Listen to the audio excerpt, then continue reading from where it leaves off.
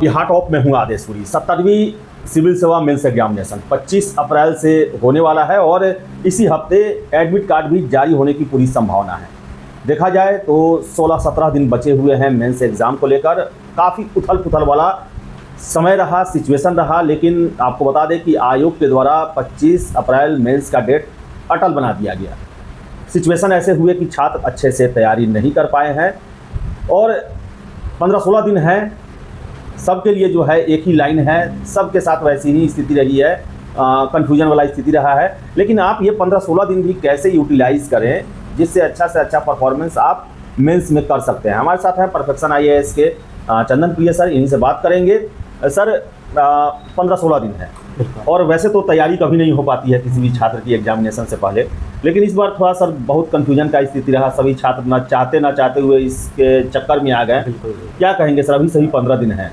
बिल्कुल, देखिए ये जो समय है ये रिवीजन करने का समय है, प्रैक्टिस करने का समय है। और जहाँ तक मुझे लगता है कि जितने भी स्टूडेंट्स होंगे जो जिनका प्रीलिम्स हो गया होगा उन सभी ने अपने सिलेबस को कवर अप कर लिया होगा। तो इस टाइम में जितना मैक्सिमम से मैक्सिमम आप रिवीजन कर सकें, जितने नंबर ऑफ़ क्वेश्चंस आते हैं एक टेस्ट पेपर में उसको टाइमर लगा के या फिर किसी टेस्ट सीरीज़ के माध्यम से आप 3 आवर्स में उतने नंबर ऑफ़ क्वेश्चंस लिखने का कोशिश करें। क्योंकि सबसे पहला जो प्री रिक्विजिट है, जो सबसे पहला प्री कंडीशन है वो ये है कि आपको क्वेश्चंस नहीं छूटने चाहिए। ठीक है, तो सबसे पहला डिमांड कि आपके क्वेश्चंस नहीं छूटने चाहिए, तो उतने क्वेश्चंस को लिखने का प्रैक्टिस कर लें और जितना ज़्यादा से ज़्यादा प्रैक्टिस करेंगे आपके लिए बेहतर होगा। दूसरी बात, इसके बाद अगर हम लोग बात करें कि सेकंड और क्या चीज़ का डिमांड है, तो पहले तो पूरा क्वेश्चंस और फिर बेहतर लिखने का तरीका। तो बेहतर लिखने का तरीका आपने जो अपना ये 3-4 महीने का ड्यूरेशन रहा है उसमें आपने सीखा होगा, डायग्राम्स ड्रॉ करना, भारत का मैप बनाना, ये सारा चीज़ आपने सीखा होगा। ठीक है, और तीसरी बात जो डेटा इंटरप्रिटेशन होता है उसको गलत नहीं करना है किसी भी हालत में। DI का क्वेश्चन अगर गलत हो गया तो सिलेक्शन होने की पॉसिबिलिटी कम हो जाती है।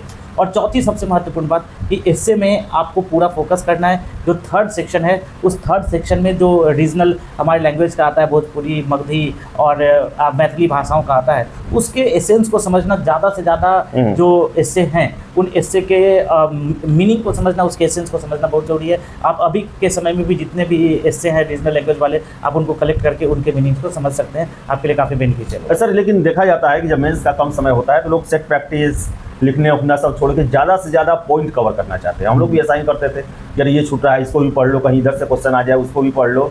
सर केवल पढ़ना और इससे भी है सर, उसके लिए तो पढ़ाई और ज्ञान होना जरूरी है।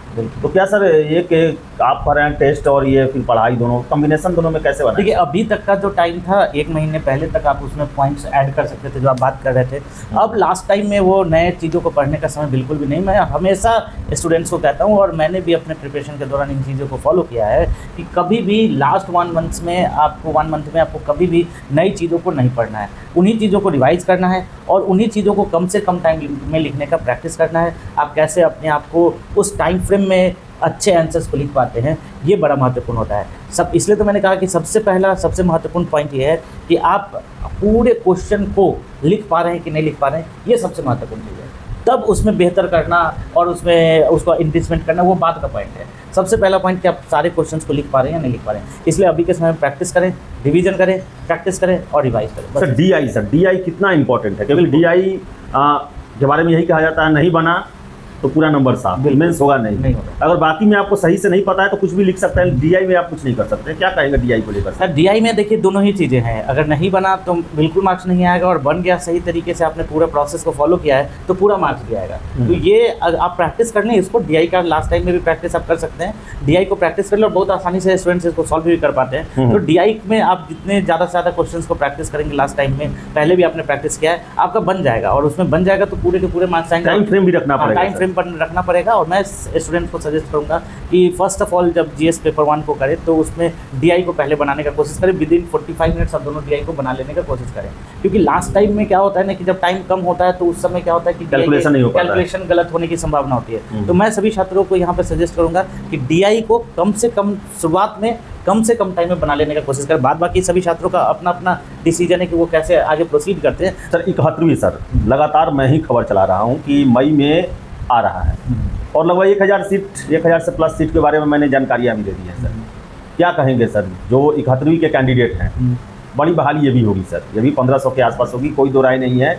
लेकिन आपको बताएं सर कि बड़ी बहाली का लाभ मुझे लगता है ना सर, ये 70वीं लोग नहीं उठा पाए। बड़ी बहाली एक तरीके से डर उत्पन्न करती है, ठीक है, एक कंफ्यूजन विवाद उत्पन्न करती है। तो मतलब 1000 तक का सीट रहे वो बहुत अच्छा है। इससे ज़्यादा जब सीट्स होते हैं तो सभी लोगों का मतलब वो बड़ा अलग अलग तरह का चीज़ें उत्पन्न हो जाती है, जैसा कि 70वीं बीपीएससी में भी हमने देखा। छात्र भी सब ओवर कॉन्फिडेंट हो जाते हैं क्या सर? उसमें होता है कि नहीं ये होना ही चाहिए, ये बहुत अलग अलग तरह की चीज़ें होती हैं। और मतलब इस बार तो काफ़ी उठापटक का सिचुएशन रहा, सभी लोगों ने देखा भी। तो ठीक है, 1000 तक का सीट है, अच्छा है। और आप सभी लोग जिनका भी 71 यूपीएससी देना है, आप लोग प्रैक्टिस अब शुरू कर दें। आप लोग सिलेबस को कंप्लीट करें, सिलेबस को जल्दी से जल्दी कंप्लीट करने का कोशिश करें। और उसके बाद सर कैसा सिलेबस सर, 69वीं वाला या 70वीं वाला? अब तो दोनों लेकर चलना पड़ेगा, ठीक है ना, कि क्योंकि अब किसी को नहीं पता है कि कंसेप्चुअल क्वेश्चंस पूछे जाएंगे कि फैक्चुअल क्वेश्चन पूछे जाएंगे।